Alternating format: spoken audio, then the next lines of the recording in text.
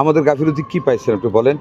আমরা ইতিহাসের এবং গ্যাবি, ইউনিসেফ এবং ওয়ার্ল্ড হেলথ অর্গানাইজেশন তারা নিজেরা বলেছে পৃথিবীর ইতিহাসে এত স্বল্প সময়ে এত বিশাল একটা জনসংখ্যার জন্য এত তড়িৎ গতিতে এত প্রচুর ভ্যাকসিন আর কোনো দেশ জোগাড় করতে পারেনি, যেটা আমরা করেছি।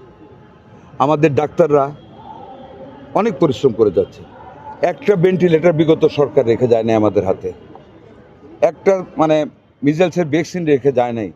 শূন্য হাতে যাত্রা করেছি মাননীয় প্রধানমন্ত্রীকে সাথে নিয়ে ওনার নির্দেশ মতো, এবং আলহামদুলিল্লাহ আমরা প্রত্যেকটা জায়গায় ভেন্টিলেটর দিতে সক্ষম হয়েছি। আগামী মঙ্গলবার দিন সিএমএসডিতে 12:30টার সময় আমরা আরও 10টা আইসিইউ ইউনিট খুলতেছি 10টা ডিস্ট্রিক্টে, এবং এটা সহ প্রত্যেকটা জায়গায় আমরা 12টা ভেন্টিলেটর এবং প্রত্যেক জায়গায় 12টা একটা করে আমরা অক্সিজেন কনসেন্ট্রেটর দিচ্ছি। আমাদের দেশে বা আন্তর্জাতিকভাবে অ্যাভেলেবল এমন কোনো ট্রিটমেন্টের দ্বারা নেই যেটা আমরা করতেছি না, বাট পুষ্টির অভাব একটা বিরাট কারণ। এখন এগুলি আমরা রেট্রোগ্রেড ব্যাক করতে চাই না, অতীতের দিকে সমালোচনা করতে চাই না, বাট আপনার এই বাচ্চাদেরকে প্রত্যেক বছর 2বার করে ভিটামিন এ দেওয়ার কথা। 2024-এ লাস্টে দেওয়া হয়েছে একবার, 2025-এ কোনো ভিটামিন এ ক্যাম্পেনিং হয় নাই। আমরা মাত্র এখন শুরু করেছি।